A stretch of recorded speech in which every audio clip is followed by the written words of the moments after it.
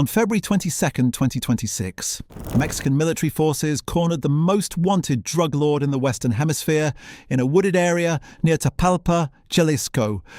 Within hours, Nemesio Oseguera Cervantes, known as El Mencho, was dead. His death wasn't the end of anything. It was the beginning of chaos that would claim over 70 lives in the following days and reveal just how deeply his empire had embedded itself into the fabric of modern Mexico. This is the story of a man who grew up guarding marijuana plants at 14 and died controlling a narcotics empire spanning over 40 countries. But the real question isn't how he built it. It's what he understood about power that everyone else missed. The avocado fields. Culotitlan sits in the mountains of Michoacán, a place where poverty doesn't just exist, it defines everything. Born July 17, 1966, Nemesio Ruben Oseguera Cervantes entered a world where his family cultivated avocados on land that barely fed them. By 5th grade, he'd stopped going to school. The fields needed him more than he needed books. Most kids in Culotitlan faced the same choice: work legitimate jobs that paid nothing, or work the plantations that paid enough to eat. At 14, Nemesio chose the plantations. Not avocados this time, marijuana. Standing guard over illegal crops wasn't glamorous. It was long nights in the mountains watching for thieves or federal police, getting paid just enough to justify the risk.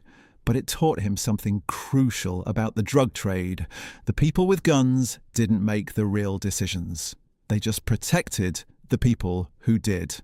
That realization would shape everything that came after. The nickname El Mencho came from a shortening of Nemesio, common enough in rural Mexico that it barely registered as an alias. Later, people would call him the Lord of the Roosters, supposedly because of his love for cockfighting. But those who knew him understood the name meant something else entirely. Roosters fight to the death. They don't retreat, they don't surrender. By his early 20s, El Mencho had seen enough of Michoacán to know that staying meant staying poor. The United States represented something different. Not opportunity in the traditional sense, but space to operate outside the hierarchies that controlled everything back home. In the 1980s, he crossed the border illegally and settled in the San Francisco Bay Area. What he found there wasn't the American dream. It was the American drug market. The California education. San Francisco in the mid-1980s was experiencing its own drug epidemic. Crack cocaine was flooding urban centers, and Mexican traffickers were establishing distribution networks that would eventually reshape the entire industry. El Mencho arrived at exactly the right moment to learn how the business actually worked. His first arrest came in 1986 at age 19. San Francisco police caught him with stolen property and a loaded gun. Not sophisticated, not strategic, just a kid making the kind of mistakes that usually end criminal careers before they start. But here's what's interesting. He didn't go back to Mexico. He stayed, got deported eventually, then came right back. That pattern would repeat itself, revealing something about his psychology that law enforcement consistently underestimated. Consequences didn't deter him, they educated him. By 1989, he was dealing heroin. Another arrest, another deportation, another return. Each cycle taught him more about how American law enforcement operated, where the gaps existed, what mistakes actually mattered. September 1992 changed everything. El Mencho and his brother Abraham walked into a San Francisco bar to complete a heroin transaction, 5 ounces for $9,500. Abraham was handling the deal. Nemesio was acting as lookout, the same role he'd played back in the marijuana fields of Michoacán. The deal went wrong. Both brothers were arrested. Here's where the story gets complicated. Facing charges that could result in life imprisonment for Abraham, El Mencho made a decision that would define his reputation for decades. He pleaded guilty to the charges, taking the fall to protect his brother. 5 years in federal prison. Big Spring Correctional Center in Texas. Most people hear that story and think it's about loyalty, brotherhood, honor among criminals. Maybe it was, but it was also calculated. Taking the fall meant Abraham owed him. It meant establishing himself as someone who understood the currency of obligation. In organized crime, debts like that become leverage. He served 3 years, released on parole, deported to Mexico at age 30. This time, he didn't come back to the United States. He didn't need to anymore. His real education was complete. The police uniform. When El Mencho returned to Mexico in the mid-1990s, he did something that seems contradictory on the surface but makes perfect sense when you understand the system. He joined the police. Not the federal police, not even state police initially. He became a member of the local police forces in Cabo Corrientes and Tomatlan, small jurisdictions in Jalisco where the line between law enforcement and organized crime wasn't just blurred, it was non-existent. Wearing a police uniform while working for a cartel wasn't unusual in Mexico.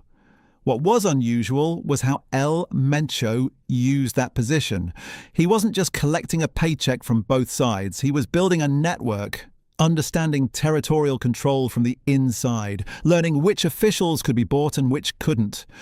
More importantly, he was observing how cartels interfaced with legitimate power structures, where they succeeded, where they failed, what made some organizations resilient and others fragile. During this period, he married Rosalinda González Valencia in 1996. On paper, it looked like a personal decision. In reality, it was the most strategic move of his life. Rosalinda wasn't just anyone. She was the sister of clan leaders in the Mencho Cartel, one of the most powerful trafficking organizations operating in western Mexico. The González Valencia family had deep roots in the drug trade, connections that stretched across Mexico and into South America. Marrying into that family didn't just give El Mencho legitimacy within the Mencho Cartel, it gave him access to infrastructure, roots and relationships that would have taken decades to build independently. Later, it would become clear that much of his influence within CJNG came through this marriage. Rosalinda herself was deeply involved in trafficking operations, not as a spouse on the sidelines, but as an active participant. The couple grew up in the same rural community, so the marriage appeared natural to outsiders. But nothing about El Mencho's rise was accidental. After leaving the police force, he joined the Mencho Cartel as a full-time member. His first role was exactly what you'd expect given his background. He became part of an assassin squad protecting drug lord Armando Valencia Cornelio, known as El Maradona, standing guard again, watching, learning, waiting. On August 12, 2003, Mexican authorities arrested Valencia Cornelio. The arrest created a vacuum, and vacuums in cartel structures either get filled quickly or everything collapses. El Mencho didn't collapse. He pivoted. The Sinaloa connection. After Valencia Cornelio's arrest, El Mencho aligned himself with a faction of the Mencho Cartel that had formed an alliance with Ignacio Coronel Villarreal, better known as Nacho Coronel, a high-ranking member of the Sinaloa Cartel. This wasn't just about survival, it was about positioning himself within the most powerful trafficking organization in Mexico at that time. The Sinaloa Cartel controlled routes into the United States that other organizations could only dream of accessing. Aligning with them meant access to markets, protection, and operational knowledge that had taken decades to develop. Under this arrangement, El Mencho's group trafficked drugs, managed finances, and served as enforcers for Sinaloa operations in Jalisco and Colima. He wasn't a leader yet. He was middle management. But middle management with ambition and a clear understanding of how fragile these alliances actually were. The drug trade operates on a simple principle. Control territory, control routes, control markets. But territory is expensive to hold. It requires constant violence, constant payoffs, constant attention. Most cartel leaders focused on expansion. El Mencho focused on efficiency. He studied how the Sinaloa cartel maintained control without overextending, how they used violence strategically rather than indiscriminately, how they corrupted officials not through intimidation alone but through making themselves indispensable to local economies. These weren't lessons you could learn in prison or on the streets. You had to be inside the machine to understand how it worked. By 2010, that machine was breaking down. Nacho Coronel was killed in July 2010 during a military operation. Shortly after, Oscar Orlando Nava Valencia, known as El Lobo and the leader of the Mencho Cartel, was captured by authorities. Two major figures gone within months. The Mencho Cartel fractured immediately. Two factions emerged, Los Torcidos and La Resistencia. What followed was a war for control of drug trafficking in Jalisco, one of Mexico's most strategic states for moving product north. El Mencho led Los Torcidos. But he did something that revealed his deeper understanding of how power actually works in Mexico. Instead of just fighting La Resistencia, he launched a propaganda campaign. His group publicly denounced the extortions committed by rival gangs against civilians, businessmen, and government authorities. They positioned themselves not as criminals, but as protectors, saviors even. It was brilliant. Cartels had always used violence. El Mencho understood that narrative mattered just as much. If you could convince people you were fighting on their behalf, you didn't just win territory, you won legitimacy. But there was another enemy that needed to be dealt with, one that would define what his organization would become. Los Zetas. Originally formed by former Mexican Special Forces soldiers, Los Zetas had become the most brutal cartel in Mexico. They didn't just traffic drugs, they controlled entire regions through terror, extortion, and violence that shocked even hardened criminals. El Mencho created an armed wing specifically to fight them. He called it Los Mata Zetas, the Zeta Killers. The name wasn't subtle, it was a declaration, and it worked. Los Mata Zetas won the war against La Resistencia and consolidated control over western Mexico. Once victory was certain, they rebranded. The Jalisco New Generation Cartel was born, CJNG. And Nemesio Oseguera Cervantes, the kid who once guarded marijuana plants, was now the leader of what would become Mexico's most powerful criminal organization. But becoming powerful and staying powerful are completely different challenges. What came next would test every lesson he'd learned in those California bars, those police stations, those strategic marriages and calculated alliances. Because the Mexican government was about to realize what they were actually dealing with. And they weren't ready. The CJNG didn't announce itself with press releases or diplomatic meetings. It announced itself with bodies. September 2011. Boca del Rio, Veracruz. During afternoon rush hour, two trucks pulled up near a busy underpass and dumped 35 corpses onto the pavement. Men and women, some partially clothed, all showing signs of torture. A banner left at the scene read, "This is what will happen to all those who support the Zetas." This wasn't random violence. It was a calculated message broadcast to every criminal organization, every corrupt official, and every terrified citizen in Mexico. The CJNG had arrived, and they operated by different rules. Most cartels before them relied on corruption and intimidation to control territory. The CJNG added a third element: branding. They understood that in the age of social media and instant communication, perception was as valuable as firepower. Every execution was staged.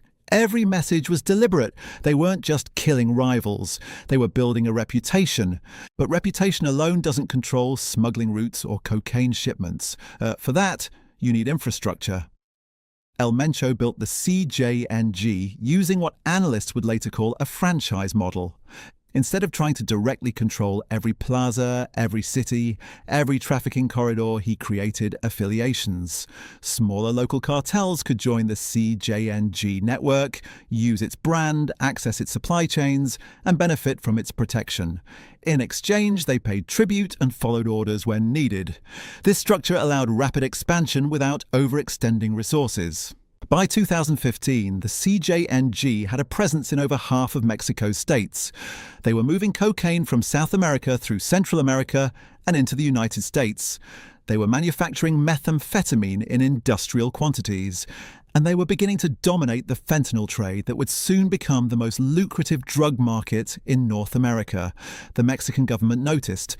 But noticing and doing something about it are very different things. May 1st, 2015, Labor Day in Mexico. Federal forces launched Operation Jalisco, a coordinated effort to capture high-ranking CJNG members and disrupt their operations across multiple states. It was the largest operation targeting the cartel since its formation.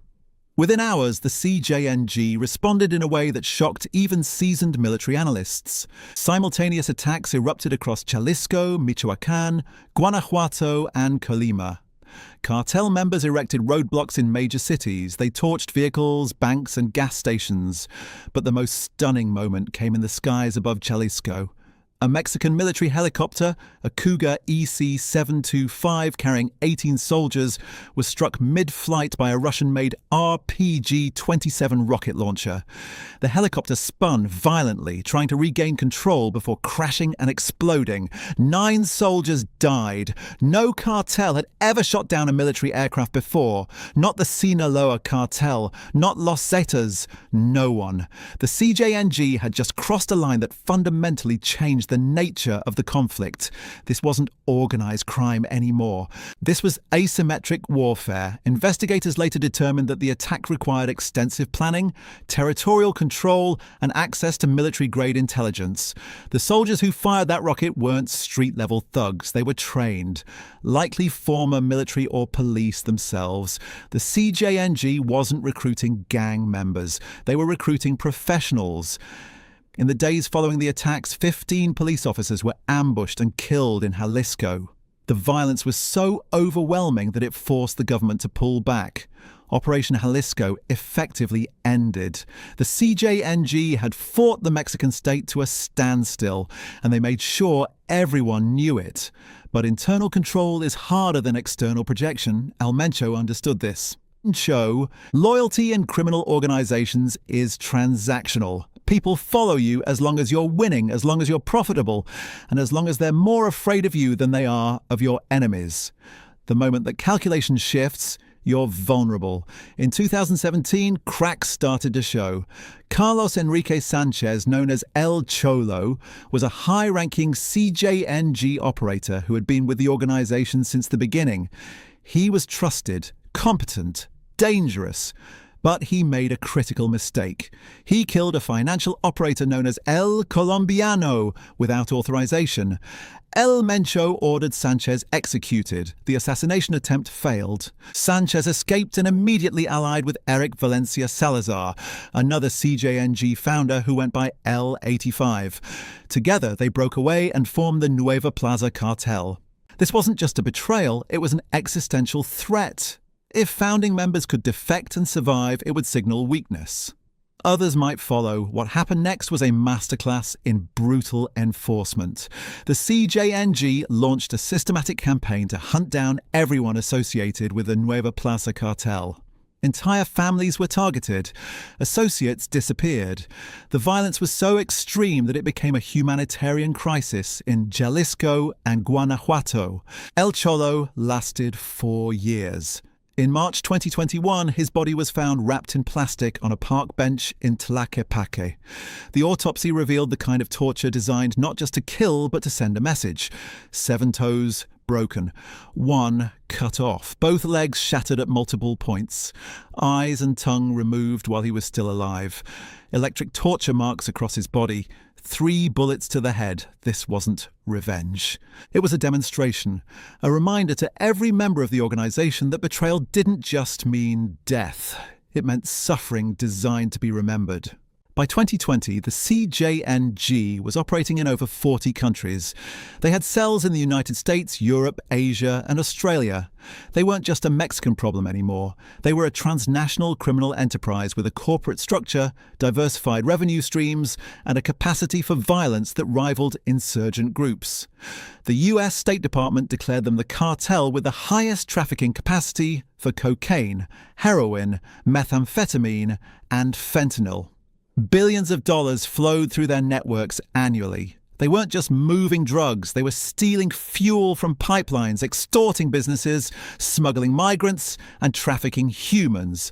Diversification protected them. If one revenue stream was disrupted, others compensated. But there was something else happening beneath the surface, something that wouldn't become clear until much later. El Mencho was building a succession structure. His son, Ruben Oseguera Gonzalez, known as El Menchito, was being groomed as his eventual replacement. He managed international operations. He handled logistics. He was being positioned as the next leader of the CJNG. Except that plan collapsed in January 2014 when Mexican authorities arrested El Menchito. He was eventually extradited to the United States, convicted in 2024, and sentenced to life in prison in March 2025. The succession line was broken. El Mencho's daughter Laisha was involved with Christian Fernando Gutierrez Ochoa, a high-ranking CJNG leader. In an elaborate scheme, El Mencho helped fake Gutierrez Ochoa's death, telling associates he had killed his own son-in-law for lying. Gutierrez Ochoa then disappeared, living under an assumed identity in California. He was arrested in Riverside in November 2024. The family structure that was supposed to ensure continuity was falling apart. El Mencho's brother was in a US prison. His son was serving life. His daughter's partner was arrested. The empire he built had no clear heir.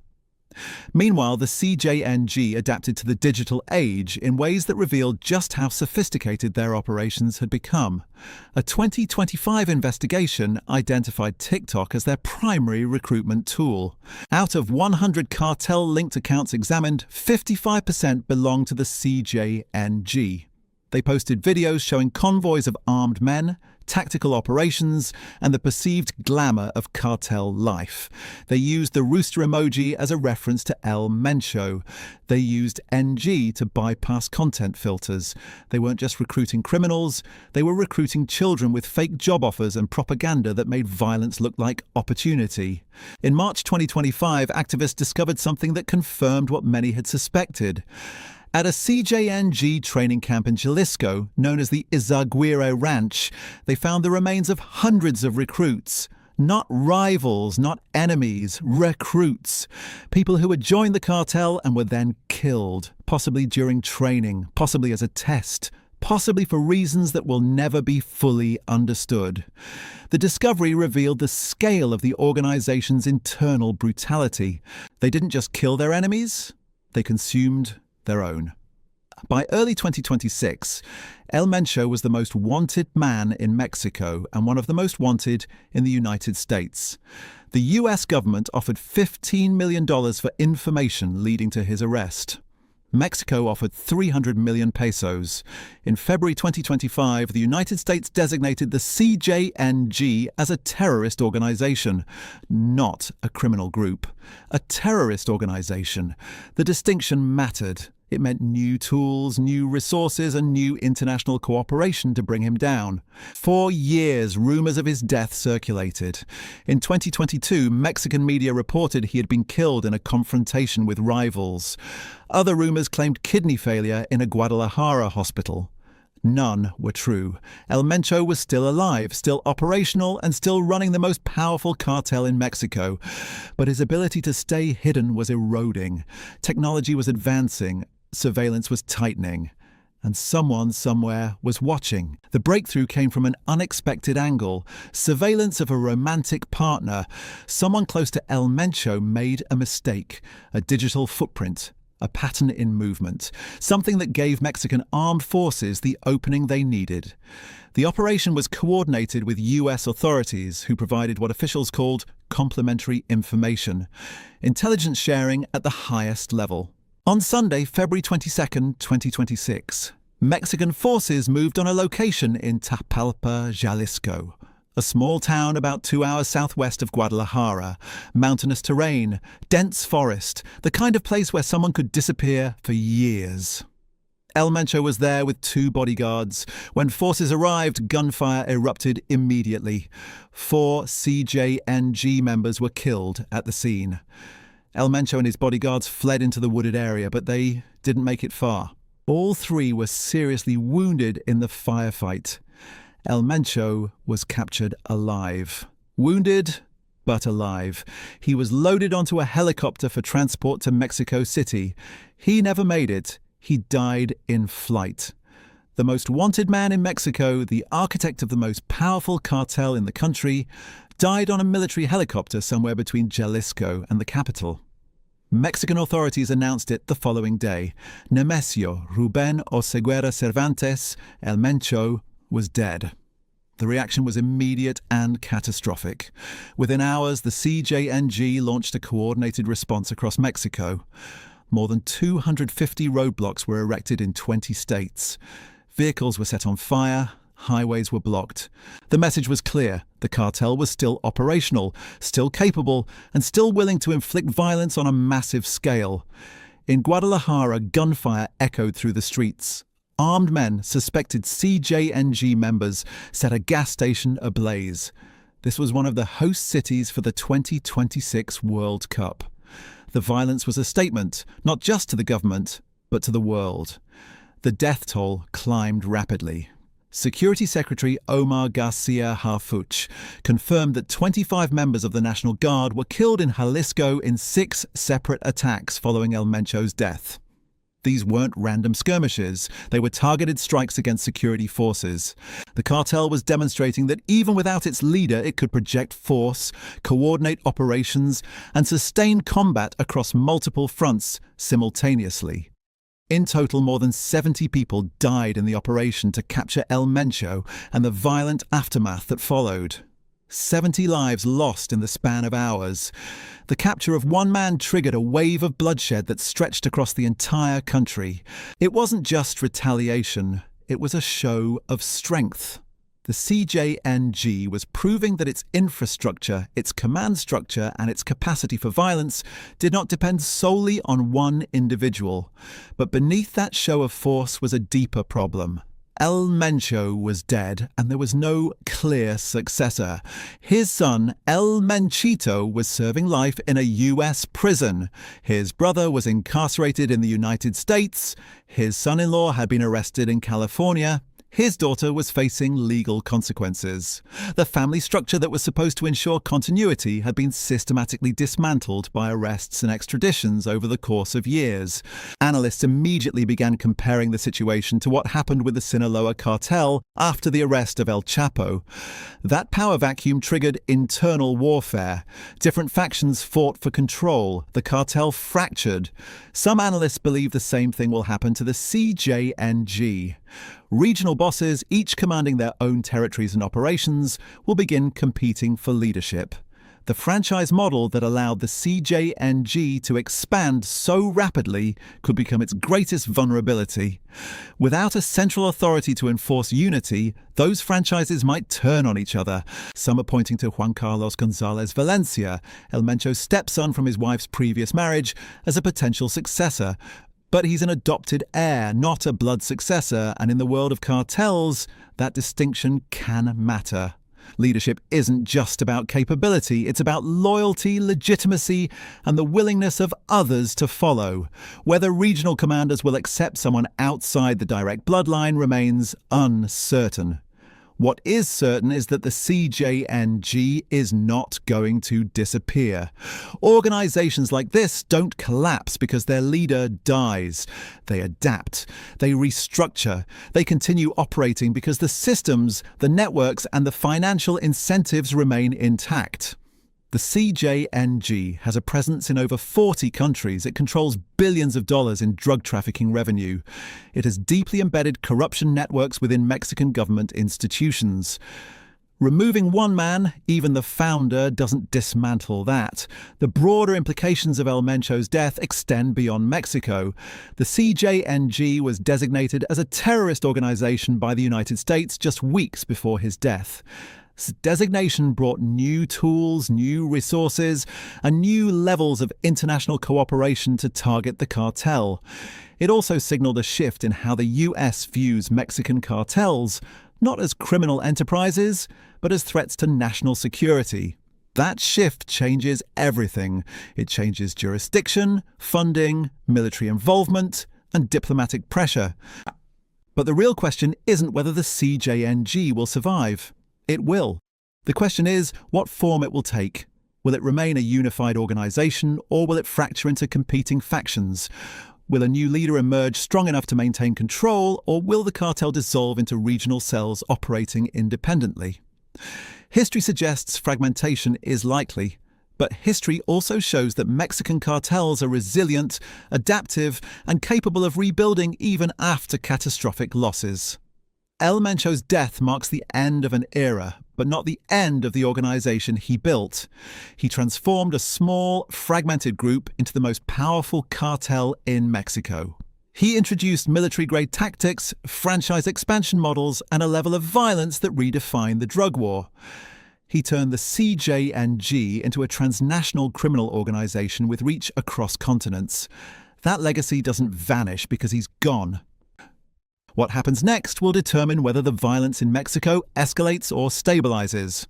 If the CJNG fractures, the resulting power struggles could make the current bloodshed look restrained. If a strong successor consolidates control, the cartel could become even more dangerous, learning from El Mencho's mistakes and adapting to increased government pressure. Either scenario means more death, more corruption, and more instability. El Mencho spent decades evading capture. He survived betrayals, internal conflicts, government operations, and rival cartels. He built an empire from nothing using intelligence, brutality, and strategic vision. But in the end, surveillance of someone close to him gave authorities the opening they needed. A single mistake in an otherwise flawless operational security structure. That's all it took. His death won't stop the flow of fentanyl into the United States. It won't end cartel violence in Mexico. It won't dismantle the corruption networks that allow organizations like the CJNG to operate with impunity. Those problems are structural, not individual. Removing one leader, no matter how powerful, doesn't solve them. What it does is create uncertainty. And in the world of organized crime, uncertainty is dangerous. It leads to power struggles, violent transitions, and escalations as different factions try to assert dominance. The CJNG will continue. The name might change. The leadership structure might shift. But the organization, in some form, will persist. Because as long as there's demand for drugs in the United States and corruption in Mexico, there will be cartels. El Mencho understood that. He built his empire on that reality, and whoever comes next will do the same. The man who started as a lookout in a San Francisco heroin deal, who served time in a Texas prison, who joined local police forces before turning to organized crime, who built the most powerful cartel in Mexico through calculated violence and strategic expansion, died on a helicopter at 59 years old. His empire remains. The question is, who controls it now? The death of El Mencho doesn't answer the questions that matter, it raises them. Because here's what we know now that we didn't know before. The CJNG wasn't just a cartel. It was a proof of concept. A demonstration that in the 21st century, a criminal organization could operate like a multinational corporation, expand like a tech startup, and fight like an insurgency, all at the same time. El Mencho didn't invent drug trafficking. He didn't invent violence. What he invented was a model, a structure that could survive fragmentation, adapt to pressure, and scale across borders without collapsing under its own weight. The franchise system, the propaganda machine, the military tactics, the diversified revenue streams. These weren't just innovations. They were a blueprint. And that blueprint still exists. The 70 people who died in the aftermath of his death weren't casualties of chaos. They were proof of institutional memory. The CJNG responded with coordinated violence across 20 states because the systems El Mencho built didn't require him to function. They required structure, and structure remains. Every attempt to dismantle the CJNG has revealed the same problem. Arrest the leadership and regional commanders step up. Disrupt one revenue stream and 3 others compensate. Cut off one smuggling route and alternative corridors activate within weeks. The organization wasn't designed around one man. It was designed to outlast him. Which brings us to the uncomfortable truth that no one wants to acknowledge. El Mencho's death might make things worse. Not because he was a stabilizing force, he wasn't, but because uncertainty creates violence. When leadership is clear, even brutal leadership, there's predictability.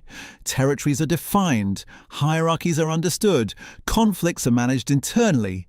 But when leadership is contested, everything becomes a battlefield. Every regional boss becomes a potential successor. Every alliance becomes temporary. Every decision is made with the assumption that war is coming. We've seen this before. The Sinaloa Cartel after El Chapo, the Gulf Cartel after Ociel Cardenas, the Juarez Cartel after Amado Carrillo Fuentes. Every time a major leader falls, the violence doesn't decrease, it multiplies, because the fight isn't just against the government anymore, it's against each other. The CJNG controls too much territory, too many routes, and too much money for a peaceful transition. Someone will try to take control. Multiple people will try, and the Mexican government, already overwhelmed, will be caught in the middle of a succession war that could last years. But there's another possibility, one that's somehow more disturbing. What if the CJNG doesn't fragment? What if the systems El Mencho built are strong enough that the organization continues operating with barely a disruption? What if regional commanders simply divide responsibilities, maintain the franchise model, and keep everything running exactly as it was? That would mean the cartel has evolved beyond the cult of personality that defines most criminal organizations. It would mean they've achieved something closer to institutional permanence. A drug trafficking organization that doesn't depend on charismatic leadership or family bloodlines.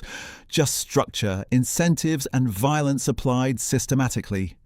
If that's true, then killing El Mencho accomplished nothing except proving that the CJNG is more dangerous than anyone realized.